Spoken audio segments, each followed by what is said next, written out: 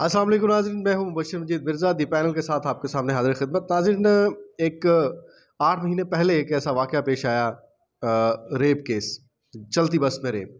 और ये वाक़या जो है वो पूरे पाकिस्तान बल्कि मुख्तलिफ़ ममालिक में, दीगर ममालिक में भी इसका चर्चा था। और इसकी जो ज़िम्मेदारी कानूनी इमदाद फ़राहम करने के लिए ली थी वो विहाड़ी के नौजवान हैं और पूरे पाकिस्तान में अपना नाम रखते हैं, अब्दुल वहाब बलोच, इन्होंने ली थी। इन्होंने बड़े ही अच्छे अंदाज में उस केस को डील किया। लेकिन जिस तरह की रिवायत है कि कानून को एक मौका पर आकर मजबूर होना पड़ता है, वही मौका आन पहुंचा है। इनसे बात करेंगे कि क्या प्रोग्रेस रही और अब जो है वो केस किस नहज पे पहुंच चुका है। जी बताइएगा शॉर्टली।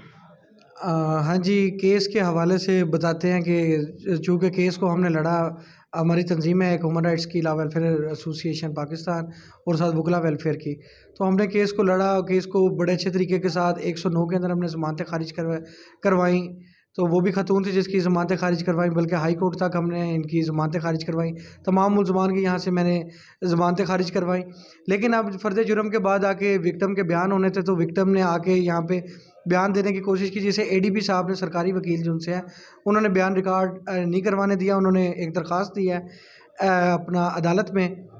तो अदालत में उन्होंने दरख्वास्त दी है, तो उसके अंदर उन्होंने कहा जी ये अब जो विक्टिम है ये साज़बाज हो गई है, जिस वजह से ये स्टेट के केस को ना कमज़ोर करना चाहती है। तो जो हर एफआईआर होती है उसके अंदर स्टेट भी मुद्दई होती है।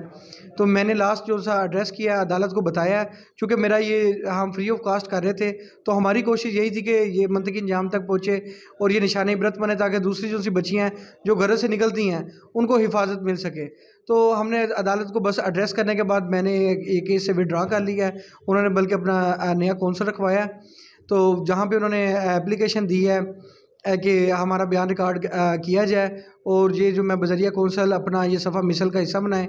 क्योंकि पहले दे चुका था दरख्वास्त, एडीपी साहब, सरकारी वकील साहब, वो दरख्वास्त दे चुके थे, उसके ऊपर अर्जमेंट हो गई, मतलब उसके ऊपर पेशी पड़ गई है।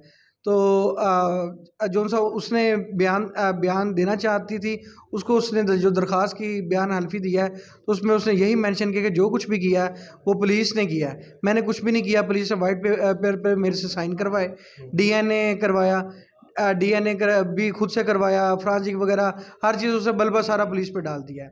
हालांकि पुलिस ने बड़ा अच्छा केस को किया, अंदर से कुछ उसमें पुलिस वालों ने अंदर कुछ खराबियाँ पैदा हुई, लेकिन महकमा उन पर कार्रवाई भी हुई।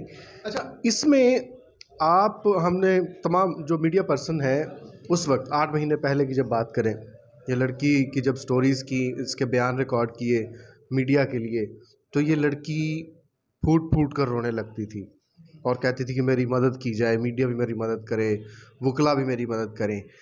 तब इसने खुद आपसे रब्ता किया था, आपने इससे कहा, क्या उस वक्त जज्बात थे? और अब बिल्कुल ही इसने उसके बरक्स बयान दे दिए कि वो एफआईआर भी जो है वो मैंने नहीं की करवाई, और वो जो 164 के बयान जिसकी कानून में, अदालतों में बड़ी अहमियत है, इसके अलावा जो डीएनए है, वो सारी चीज़ें क्या कहेंगे किस तरह से बदल गई और क्यों बदल गई, क्या समझते हैं आप? देखें, एक तो सबको पता है कि ये जो कंपनी मालकान है उनकी 600 बस है, वो बहुत सारे लोग हैं, और वो बेचारी बच्ची है, वो जितनी वो जंग लड़ सकती थी, क्योंकि मैं उसके साथ बल्कि शाना बशाना चलता रहा, पूरी जंग लड़ी। अब मेरा उसमें से केस में से निकल जाना, विड्रा होना, यही था कि मैं तो उसके साथ तब तक था कि जब वो बच्ची के साथ ज़्यादती हो रही थी। अब जब वो अपने वर्शन से हट रही है, तो फिर हमने भी कोशिश की कि हम उसका नाम क्या ना, अपना वर्शन के अलावा हम इसे कानूनी जो सी अपनी इमदाद है, जो फ्री लीगल जो एड दे रहे थे, वो हम भी बंद कर दें। तो इसमें ऐसे ही था कि अब जो एफआईआर है वो, तब उसका बच्ची का भी वर्शन यही था कि मेरे साथ ज़्यादती हुई है, सारा कुछ हुआ है, सब लोगों ने उसका साथ भी इसलिए दिया। तो अब जो सा यहाँ पे हस्ब तौफीक जैसे होता है आपने बताया कि अब एक टाइम पे आके जब एक टाइम आया था उनका सज़ा जज़ा का, क्योंकि हर चीज़ पॉजिटिव थी उनके ख़िलाफ़ थी, तो लड़की का इस तरह बयान आना बड़ा शॉकिंग है हमारे लिए भी, क्योंकि हमने बड़ा दिल से केस किया था। और हमने इस बच्ची के अलावा जो बच्ची का पहले दिन बयान था जब हमारा आपस में रब्ता हुआ, उससे यही कहा कि मेरे साथ तो जो हो गया, जो दूसरी बच्चियाँ उसके साथ ऐसा ना हो। मैं समझता हूँ इस पर एक एग्जाम्पल सेट होनी चाहिए। जो ये लड़की अब दफ़ा चोट के बयान से भी बदल गई, वो कहती जी वो भी पुलिस वालों ने मेरे से ज़बरदस्ती करवाया। तो मैं नहीं समझता कि ज़बरदस्ती हुआ, हर चीज़ बिल्कुल सही कानून के मुताबिक हुई थी। तो इनको पाया तक मिल तक मैंने अदालत को एड्रेस किया, मैंने जैसे आपको बताया जाने से पहले मैंने बताया जी ये स्टेट भी इसके अंदर मुद्दई है, हर एफआईआर के अंदर स्टेट मुद्दई होती है और सोसाइटी नेचर का केस है, इसको मंतकी इंजाम तक पहुँचाया जाए। अगर ये जो भी स्टेटमेंट देती है, इसकी पहले स्टेटमेंट है उस पर एक लॉ है 265 जे CRPC, जिसमें मुलजमान मौजूद हों और उस पर मुलजमान की मौजूदगी में दफ़ा चोट का बयान और उस पर क्रॉस ना हो तो उसको भी एज एविडेंस लिया जा सकता है। तो अभी सरकारी गवाह है, हर चीज़ है, ये तो एक जस्ट विक्टिम है, ये स्टेट का केस है, स्टेट सोसाइटी नेचर का केस है। अदालत को चाहिए कि इसको पाया तक मील तक पहुंचाए। और मेरिट्स पर इस तरह के केसेस में पहले भी जो बहुत सारे मिसालें पड़ी हैं अदालतों की कि विक्टिम ने दूसरी साइड पे जाके अपने बयानात से मुनहरिफ होगी, लेकिन अदालतों ने उस पर सज़ाएँ दी हैं, तो इस पे भी सज़ा होनी चाहिए। अब आप क्या समझते हैं कि स्टेट कितनी मजबूत है, कितने के इख्तियारात हैं स्टेट के पास कि वो मुलज़म को कैफरे किरदार तक पहुंचा सकें, उसको सज़ा दे सकें? कानूनी लिहाज से देखा जाए तो स्टेट के पास तमाम तर शवाहिद मौजूद हैं, इस पे DNA है और बहुत सारा केस है। दफ़ा चोट में अगर लड़की कह भी देती है कि इसने मेरे साथ ये रेप करने की कोशिश की या बहुत सारी चीज़ें मैं कैमरे पे नहीं बता सकता, तो वो भी उसका नाम क्या है ना रेप है। तो फिर जो दफ़ा लगी हुई है बच्ची माइनर थी, और वो जो उसी माइनर की जो दफ़ा है उसके अंदर अगर बच्ची की रजामंदी भी है तो फिर भी वो जो सा रेप कंसीडर होगा, या अनसाउंड माइंड है, मतलब वो पागल है, तो उसकी रजामंदी के साथ भी अगर ये सारा कुछ हुआ है लेकिन वो भी फिर कंसीडर रेप भी कहलाएगा। तो इसमें मैं समझता कोई गुंजाइश नहीं है। DNA मौजूद है, यहाँ पे सरकारी गवाह मौजूद हैं, सरकारी वकील मौजूद है, यहाँ पे पुलिस है, पुलिस की स्टेटमेंट है, तमाम मुलजमान की पुलिस के पास, तमाम गवाह की दफ़ा चोट का बयान है। तो मैं समझता हूँ अगर अदालत स्टैंड ले जाए तो कोई मेरे ख्याल से कोई रह नहीं जाती पीछे, और अदालत को यहाँ पे स्टैंड लेना चाहिए। अच्छा, एक बात ये कि लड़की बहुत सी जगहों पे उसने, इवन कि जब मैंने उसका इंटरव्यू किया था उसने भी कहा कि ये एक मिसाल बननी चाहिए, मेरे साथ तो जुल्म हो गया, आइंदा लड़कियों के साथ ना हो सके, मुलज़म को सज़ा दी जाए।